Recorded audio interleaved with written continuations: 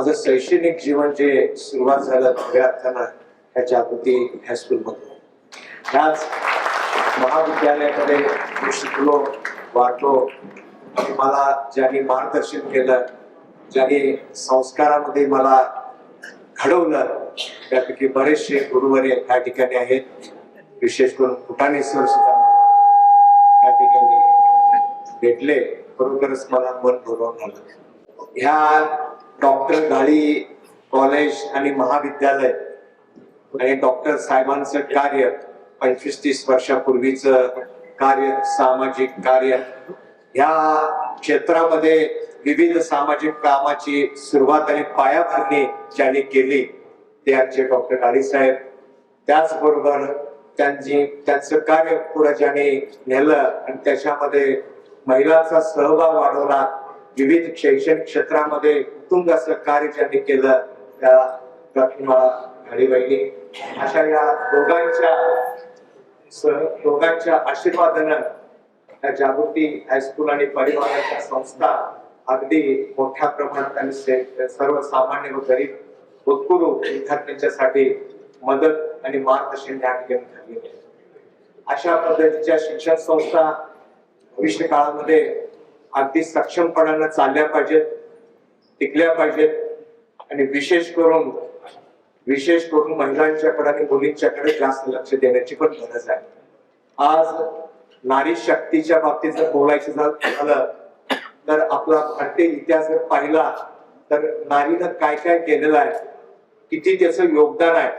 स्वातंत्र्य संग्रामामध्ये असेल, चळवळीमध्ये असेल, अनेक युगामध्ये वेगवेगळ्या पात्रतेमध्ये नारी कशी समाजाच्या पुढे आली आणि किती मोठी संकट तिनं झेलली आणि येणाऱ्या संकटाला झेलून परत ती सक्षमपणानं आपल्या कुटुंबाला, राष्ट्राला आणि इतरांना एक मार्गदर्शक करून अशा पद्धतीचं कार्य ह्या नारीनं केलेलं आहे.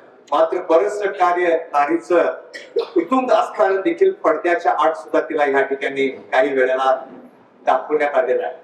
आपल्या देशाच्या लोकशाहीमध्ये, जगामध्ये फार मोठ्या लोकशाहीचा देश म्हणून ह्या राष्ट्राकडे पाहिला जातो. आताच्या ह्या देशाच्या राष्ट्रपती सुद्धा महिलाच आहेत आणि या देशाचं अर्थकात्र सांभाळणाऱ्या सुद्धा महिलाच आहेत.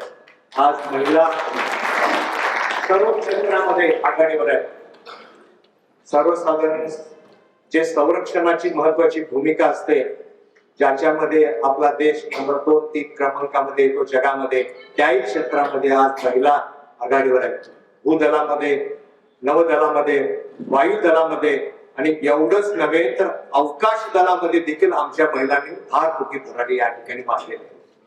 चंद्रावर असेल, मंगळावर असेल, अशा अनेक यानाच्या माध्यमातून ह्याच देशाच्या मूळ वंशाच्या असलेल्या सुनीता विल्यम यांनी देखील अनेक महिने अवकाशामध्ये आकाशगंगेचा अभ्यास करण्यासाठी त्या ठिकाणी गेलेले आहेत. अशा अनेक क्षेत्रामध्ये महिलांनी फार मोठी आघाडी मारलेली आहे. आता इथून पुढं सर्वसाधारण येत्या 10-20 वर्षाच्या कालखंडामध्ये जर पाहिलो तर आपण सर्वसाधारण महिलांचंच कार्य आणि त्यांचीच क्रांती आपल्याला पाहायला मिळेल असं एकंदरीत काम दिसतं. बँकेमध्ये जावा, पोलीस खात्यामध्ये जावा, नगरपालिकेत जावा, शैक्षणिक संस्थेमध्ये जावा, सर्वच ठिकाणी तुम्हाला तुमच्या सर्व्हिस असतील, तुमची सेवा असेल, या क्षेत्रामध्ये महिलांची संख्या आपल्याला प्रामुख्याने जास्त पाहायला मिळते. अनेक कारण आहेत, त्यामध्ये करप्शन हे फार महत्वाचा मुद्दा आहे आणि तो त्यांच्या बाबतीत लागू होत. आणि ह्या बाबतीत मला का थोडस बोलायचं आहे की हे ज्या वेळेला करप्शन कमी होईल, पुन्हा हा देश पूर्वीसारखं गत वैभवशाली दिसेल आणि विश्वगुरु सुद्धा त्या ठिकाणी झालेला आपल्याला पाहायला मिळतो.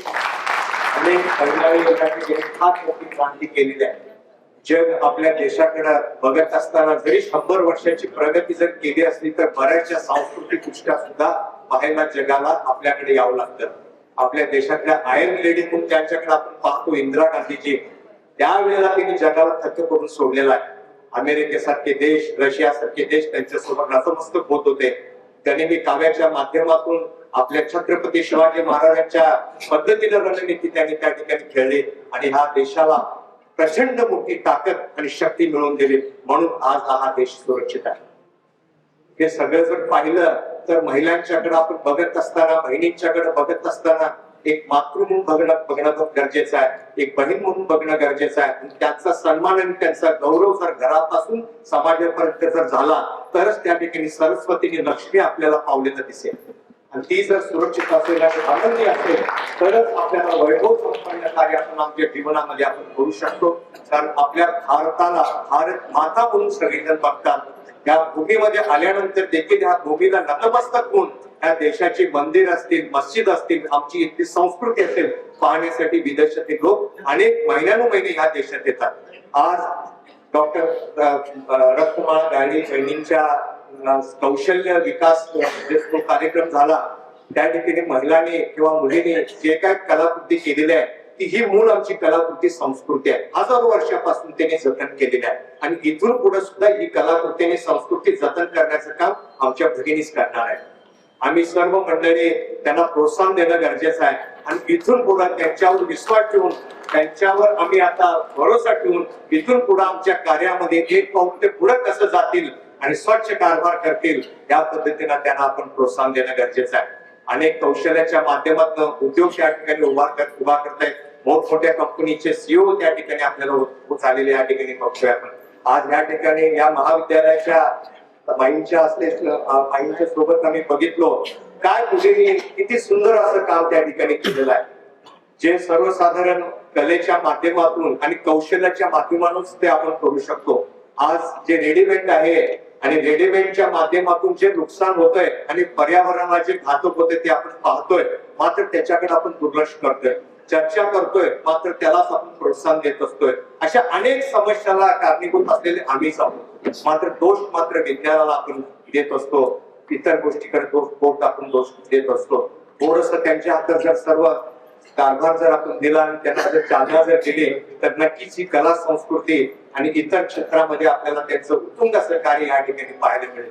मी स्वतः अनेक सामाजिक कामामध्ये अनेक वर्ष वाहून घेतलोय आणि निसर्गाच्या बाबतीत मी नक्षत्रवनाचा एक विषय घेऊन आता सध्या 2 वर्ष काम करतोय. नक्षत्रवन याचा अर्थ काय की नक्षत्र जे आहेत आपली 27 नक्षत्र आणि या नक्षत्राचा प्रभावच या सृष्टीवर आहे. जे पौर्णिमा असेल, अमावस्या असेल, सर्वसाधारण जीवनाची जी गणना असते, कालचक्राची जी गणना असते, एकादशी असेल, ह्या सगळ्या नक्षत्राशी जोडल्या गेलेल्या आहेत, तिथीशी जोडल्या गेलेल्या आहेत आणि त्याच्याशी वृक्ष सुद्धा जोडला गेलेला आहे. 27 नक्षत्राचे 27 वृक्ष आहेत. 27 वृक्ष हे वेगवेगळ्या कामामध्ये किती प्रावीण्य आहेत आमच्या ऋषीमुनीने आपल्याला सांगितलेलं आहे. मात्र या वृक्षांची फक्त पूजा करतो आणि सोडतो. आपण सर्वसाधारण जीव आपल्या घरामध्ये मंगल कार्य करत असताना एखाद्या औदुंबराचं झाड शोधतोय. आता शोधतोय असं का म्हणतोय तर ही झाडं आता शोधण्यासारखीच परिस्थिती आहे आणि कुठून तरी रैताला किंवा कामगाराला सांगतो जा त्या झाडाची खांबी तोडून घेऊन ये.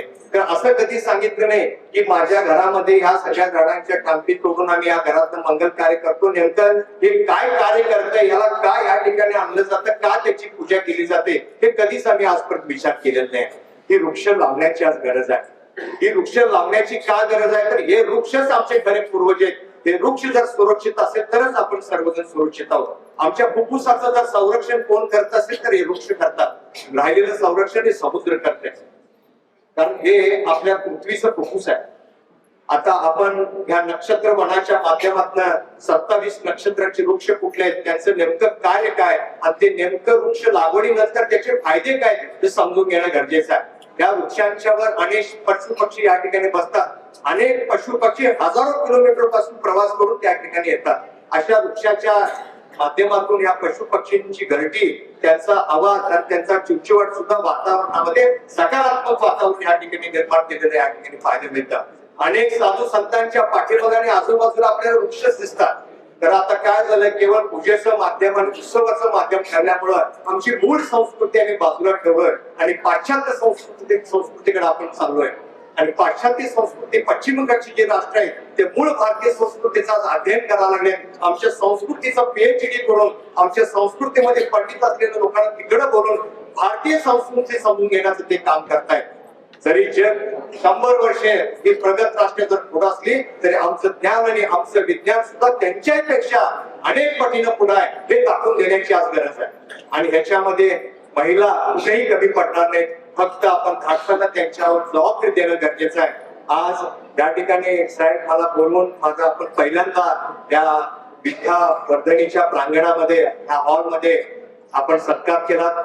आज ह्या शहरामध्ये 25-30 वर्ष झालं अनेक राजकीय उलथापालथ झाले, अनेक सामाजिक कामं सुद्धा झाले.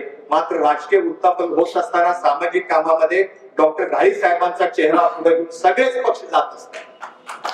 मात्र सगळेच पक्ष जात असताना साहेबांचं कार्य काय, काय त्यांनी काम केलंय तिकडं मात्र आपण पाठ करून बघत. आणि हे सगळ्या पक्षांना हे साहेबांची मूर्ती आणि त्यांचं काम घेऊन जात असताना एक आदर्श ह्या नगरीचा ह्या सगळ्या पक्षांनी या ठिकाणी ठेवलेला आहे. आणि खरोखरच मी ह्याच विद्याप्रसारक मंडळाच्या त्या शिक्षण संस्थेमध्ये मी शिकलो, वाढलो आणि आकस्मिकरित्या मला एक चांगली संधी मिळालेली आहे. मी एवढंच मी तुम्हाला आश्वासित करतो, त्या पदाचा गरिमा जो आहे तो सेवेसाठी वापरणार आहे. इथून पुढे या प्रभागामध्ये असेल, शहरामध्ये असेल, घर कचरा मुक्त असेल, धूळ मुक्त असेल, पर्यावरण पोषक असेल, हवा शुद्ध असेल, नदी शुद्ध असेल आणि जी सर्वसाधारण आपण जे वेस्टेज जे पाणी जे आपण ड्रेनेज पाणी जे म्हणतोय त्याची प्रक्रिया करून ते पुन्हा पाणी नदीमध्ये सोडण्यासारख्या असे जे महत्वाचे विषय जे आहेत त्याच्याकडे मला प्रामुख्याने या ठिकाणी लक्ष देऊन काम करावं लागणार आहे. यासाठी मी नगरपालिकेचं तरी मला सगळ्यांचं सहकार्य असणारच आहे.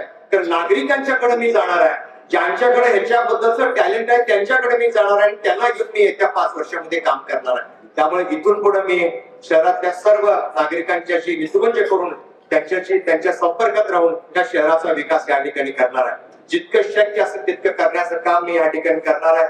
आता सर्वसाधारण मला वाटतंय माझी निवडून येऊन एक 7-8 दिवस झाले. त्या माझ्या 5 वर्षाच्या कारकिर्दीतील एक 5-7 दिवस माझे सत्कार समारंभातच गेलेले आहे. हे सुद्धा मी सत्कार समारंभात गेलेले सुद्धा दिवस येत्या काही दिवसात पदभार घेतल्यानंतर मी हे सुद्धा दिवस त्या कामामध्ये वाढीव काम असं समजून त्या संपूर्ण 365 दिवस नगरीच्या सेवेसाठी, लोकांच्या सेवेसाठी आणि नागरिक सुविधा सर्वांच्या पर्यंत पोहोचवण्यासाठी मी काम करणार आहे. आणि स्वामी विवेकानंदांनी सांगितलेलं आहे, शिवभावे जीवसेवा, हेच माझ्या हातून घडणार आहे. आणि मी पुन्हा एकदा आपण मला या ठिकाणी बोलवून सत्कार केला त्याबद्दल मी आपल्या सगळ्यांचा ऋणी आहे. धन्यवाद.